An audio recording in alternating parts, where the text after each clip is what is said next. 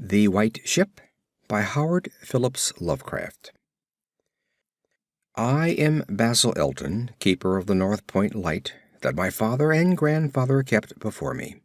Far from the shore stands the gray lighthouse, above sunken slimy rocks that are seen when the tide is low, but unseen when the tide is high.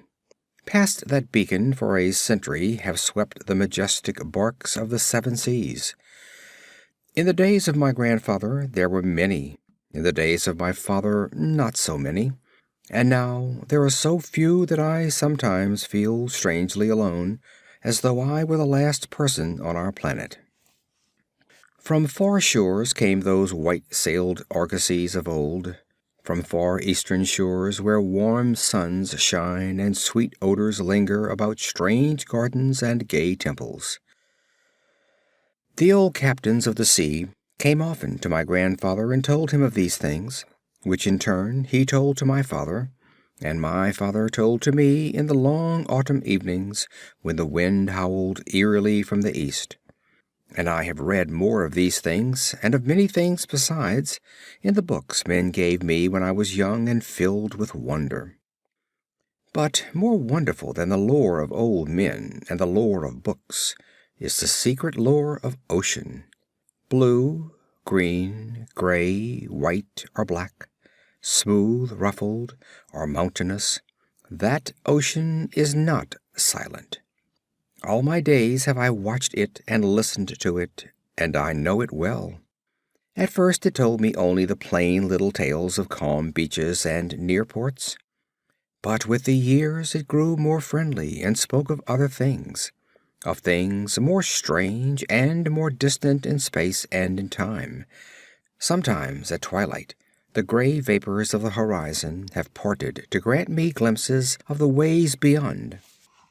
And sometimes at night the deep waters of the sea have grown clear and phosphorescent to grant me glimpses of the ways beneath.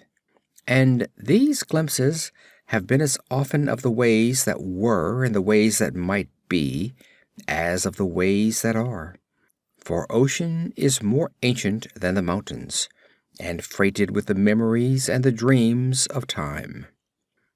Out of the south it was that the white ship used to come when the moon was full and high in the heavens. Out of the south it would glide very smoothly and silently over the sea, and whether the sea was rough or calm, and whether the wind was friendly or adverse, it would always glide smoothly and silently, its sails distant and its long strange tiers of oars moving rhythmically. One night I espied upon the deck a man, bearded and robed, and he seemed to beckon me to embark for fair unknown shores.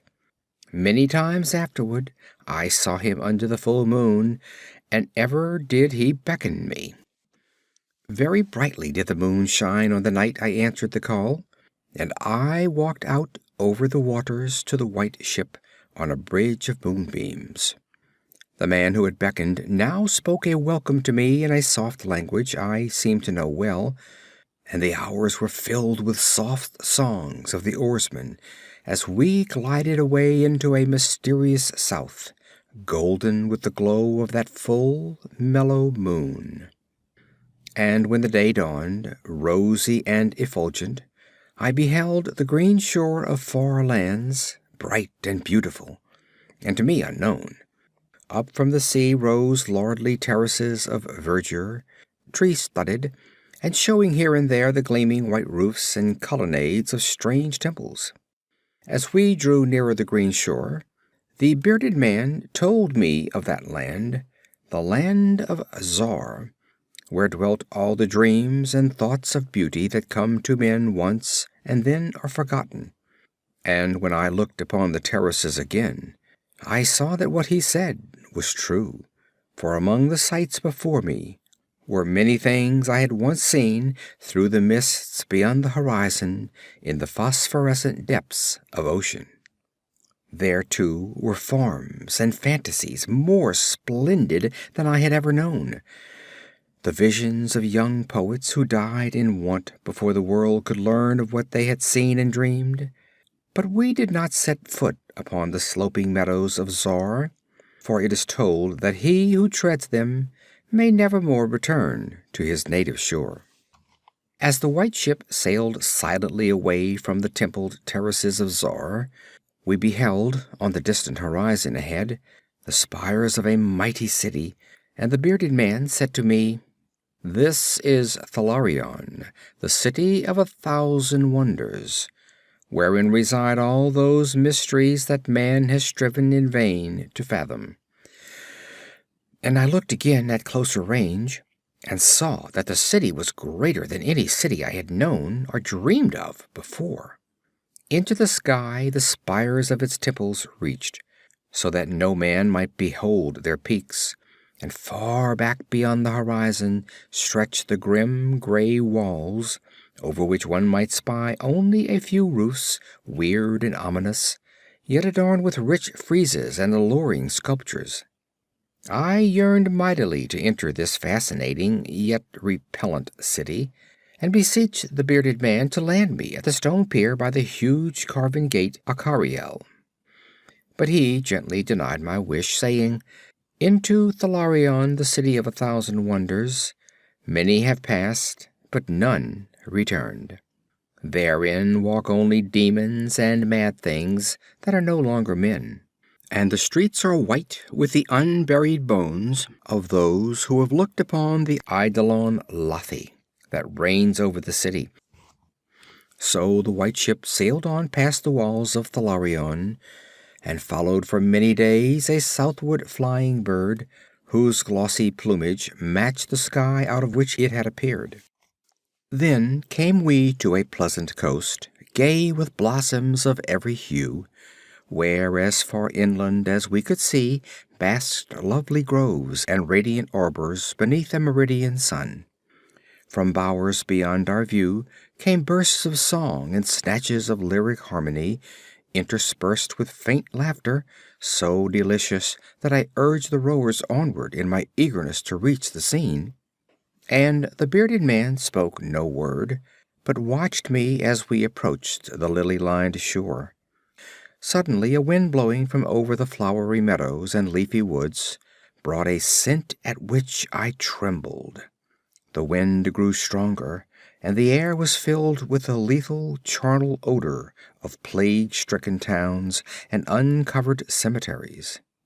And as we sailed madly away from that damnable coast, the bearded man spoke at last, saying, "This is Ixora, the land of pleasures unattained."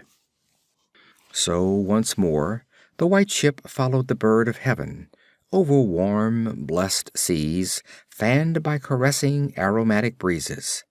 Day after day and night after night did we sail, and when the moon was full we would listen to soft songs of the oarsmen, sweet as on that distant night when we sailed away from my far native land.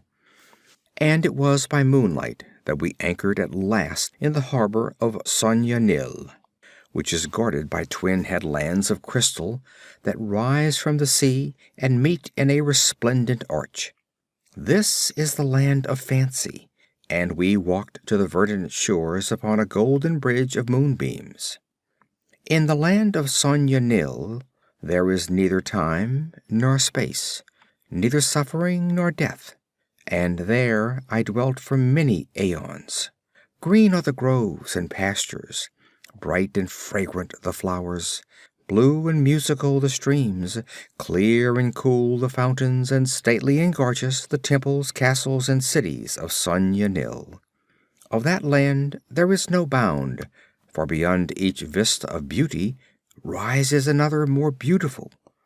Over the countryside and amid the splendor of cities can move at will the happy folk of whom all are gifted with unmarred grace and unalloyed happiness. For the aeons that I dwelt there, I wandered blissfully through gardens where quaint pagodas peep from pleasing clumps of bushes, and where the white walks are bordered with delicate blossoms. I climbed gentle hills, from whose summits I could see entrancing panoramas of loveliness, with steepled towns nestled in verdant valleys, and with the golden domes of gigantic cities glittering on the infinitely distant horizon. And I viewed by moonlight the sparkling sea, the crystal headlands, and the placid harbor wherein lay anchored the white ship. It was against the full moon one night in the immemorial year of Tharp that I saw outlined the beckoning form of the celestial bird, and felt the first stirrings of unease. Then I spoke with the bearded man, and told him of my new yearning to depart for remote Cathuria, which no man has seen, but which all believe to lie beyond the basalt pillars of the west. It is the land of hope, and in it shine the perfect ideals of all that we know elsewhere, or at least so men relate. But the bearded man said to me, "Beware of those perilous seas wherein men say Cathuria lies.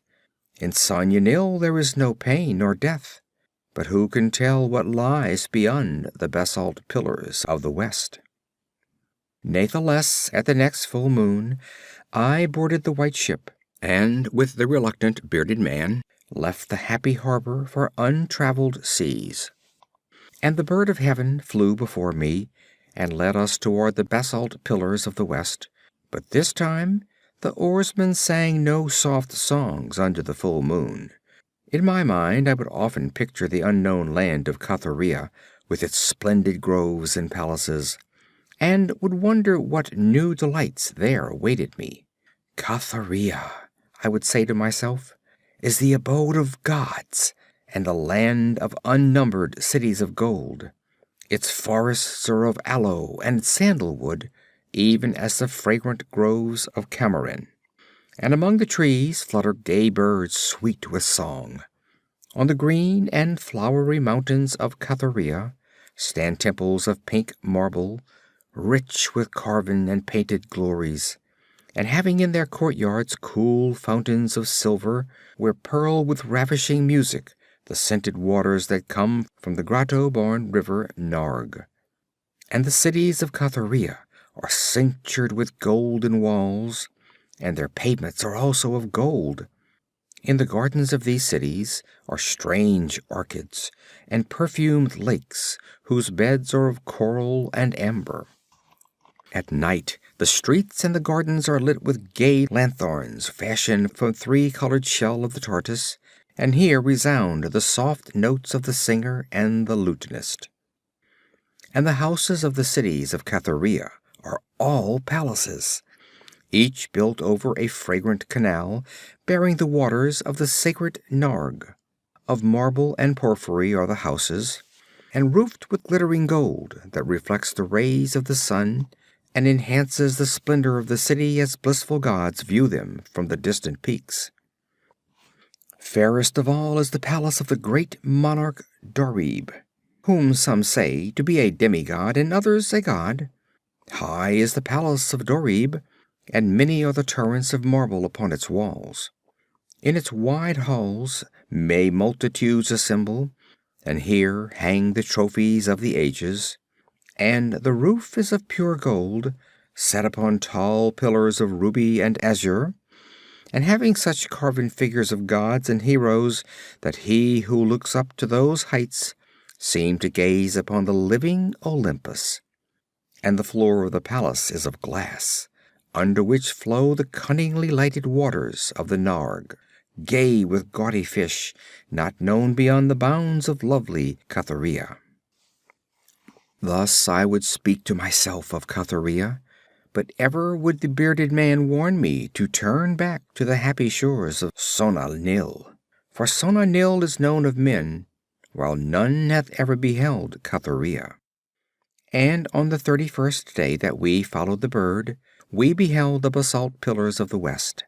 Shrouded in mists they were, so that no man might peer beyond them or see their summits, which indeed some say reach even to the heavens. And the bearded man again implored me to turn back, but I heeded him not, for from the mists beyond the basalt pillars I fancied there came the notes of singer and lutenist, sweeter than the sweetest songs of Sona Nil, and sounding mine own praises, the praises of me, who had voyaged far under the full moon and dwelt in the land of fancy. So to the sound of melody the white ship sailed into the mist betwixt the basalt pillars of the west. And when the music ceased and the mist lifted, we beheld not the land of Cathuria, but a swift rushing, restless sea, over which our helpless bark was borne toward some unknown goal.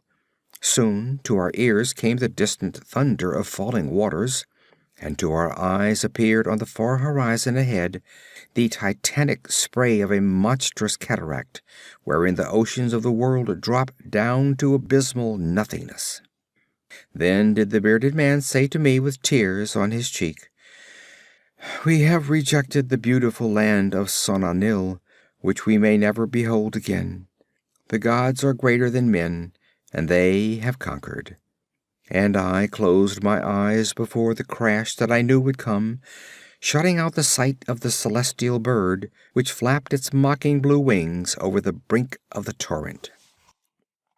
Out of that crash came darkness, and I heard the shrieking of men and of things which were not men. From the east tempestuous winds arose, and chilled me as I crouched on the slab of damp stone which had risen beneath my feet.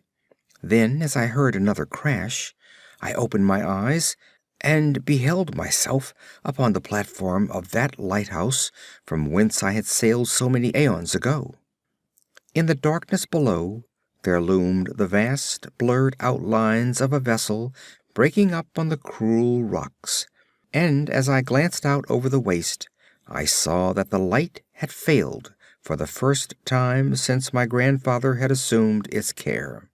And in the latter watches of the night, when I went within the tower, I saw on the wall a calendar which still remained as when I had left it at the hour I sailed away. With the dawn I descended the tower and looked for wreckage upon the rocks, but what I found was only this: a strange, dead bird, whose hue was as of the azure sky, and a single shattered spar of a whiteness greater than that of the wave-tips or of the mountain snow. And thereafter the ocean told me its secrets no more, and though many times since has the moon shone full and high in the heavens, the white ship from the south never came again.